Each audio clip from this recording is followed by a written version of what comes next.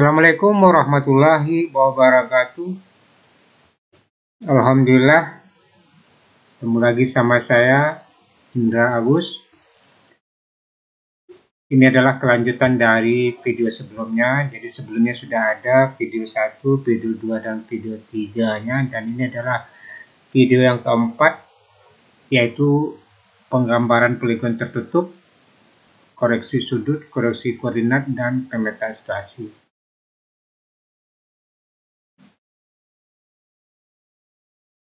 Ini adalah data hasil pengukuran. Kalau kita lihat di sini ada poligon segitiga, titik A, B, dan C. Kemudian di sini ada pembacaan sudut biasa dan luar biasa, dan juga ada pembacaan ke arah utara untuk menentukan azimut awal nanti. Dan ini adalah soal ada jarak A ke B 7,9 meter, kemudian B ke C 5,4 meter, dan C ke A 8,2 meter. Kemudian dari soal ini yang nomor 1 ini sudah ada videonya, sudah terjawab ya, itu menentukan sudut dalam poligon tertutup. Jadi menentukan sudut dalam sekalian mengkoreksi sudut dalam poligon tertutup tersebut. Kemudian yang kedua adalah menentukan azimut poligon tertutup di sini. Di sini azimut AB, azimut BC, dan azimut CA juga sudah ada videonya di bagian kedua. Kemudian yang ketiga juga sudah ada dibuatkan videonya tentang koordinat di titik B dan C. Kemudian nanti ada juga koreksi koordinat di titik B dan C. Kemudian sekalian penggambaran. Kemudian selanjutnya, ini yang kita bahas sekarang, yaitu permasalahannya seperti ini. Ada jika alat diletakkan pada titik B, kemudian alat diarahkan ke titik C dengan pembacaan sudut horizontalnya sama dengan azimut pada garis BC. Jadi sewaktu diarahkan ke titik C dari alat di titik B, maka pembacaan sudut horizontal, ya pembacaan horizontal itu adalah sama dengan azimut BC. Kemudian setelah itu alat diarahkan pada pohon, kita namai titik Z, dan terbaca sudut horizontalnya adalah 151 derajat 8 menit 45 detik. Kemudian terbaca sudut vertikalnya adalah 92 derajat 16 menit 54 detik. Nah, jadi kalau 151 derajat ini otomatis ini merupakan azimut garis B ke Z. Dari B ke Z garisnya, jadi yang terbaca sekarang 151 derajat 8 menit 45 detik, itu otomatis adalah azimut garis BZ. Kemudian sudut vertikal, kalau kita lihat ini sudut vertikal melewati angka 90 derajat, berarti di sini target lebih rendah dibandingkan tempat alat di titik B. Kemudian ini ada pembacaan benang atas, benang tengah, dan benang bawah, dan juga ada tinggi alat. Jadi yang ditanya di sini adalah pertama adalah berapa jarak dari B ke Z. Kemudian yang kedua berapa beda tinggi dari titik B ke titik Z. Kemudian yang terakhir adalah koordinat di titik Z, yaitu XZ dan YZ. Nah, berapa koordinatnya? Nanti kalau kita tahu koordinatnya, kita bisa menentukan atau menggambar, memplot ke poligon segitiga itu nantinya posisi Z itu nantinya di mana. Baik, lanjut. Ini adalah gambar poligon segitiga, dan ini ada sudut dalam, ya. Ini ada sudut dalam titik B, sudut dalam titik C, dan sudut dalam di titik A. Ini sudah kita hitung, sudah kita koreksi angkanya, dan inilah hasil dari perhitungan sudut dalam, dan juga sudah dilakukan koreksi terhadap sudut dalam poligon segitiga ini. Kemudian kalau kita lihat, kalau dijumlahkan nih, jumlahnya adalah 180 derajat, karena segitiga itu jumlah sudut dalamnya adalah 180 derajat. Kemudian juga sudah dihitung azimut, ya. Ini azimut AB, adalah 75 derajat 9 menit 36 detik. Azimut BC juga sudah ditentukan, ini besarannya. Kemudian azimut CA itu adalah 295 derajat 22,5 detik. Dan di sini juga sudah dihitung, koordinat di titik B itu adalah ini. Kemudian di titik A adalah yang ini, di titik C. Kemudian di titik A ditentukan di awal, ini diketahui. Kemudian kita menentukan koordinat di titik B dan juga koordinat di titik C.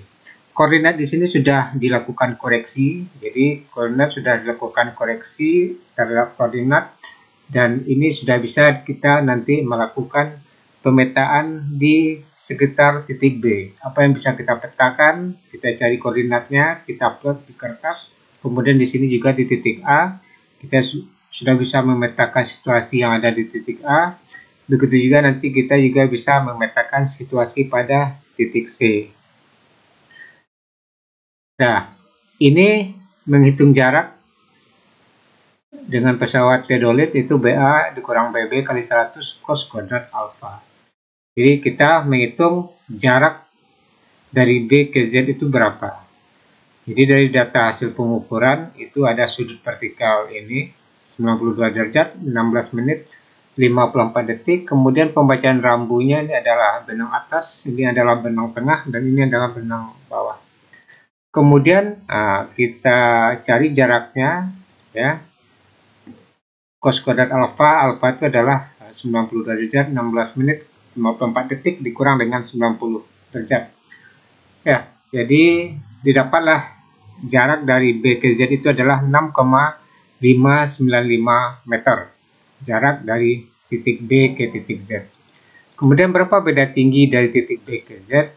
Yaitu kalau kita lihat datanya, ini ada BT, ada BA, juga ada BB, kemudian tinggi alat 1,5, dan ini cara menghitung atau menentukan beda tinggi dengan pesawat teodolit, tinggi alat, benang tengah, jarak dari, ini bukan A ke B ya, ini contoh aja sebenarnya.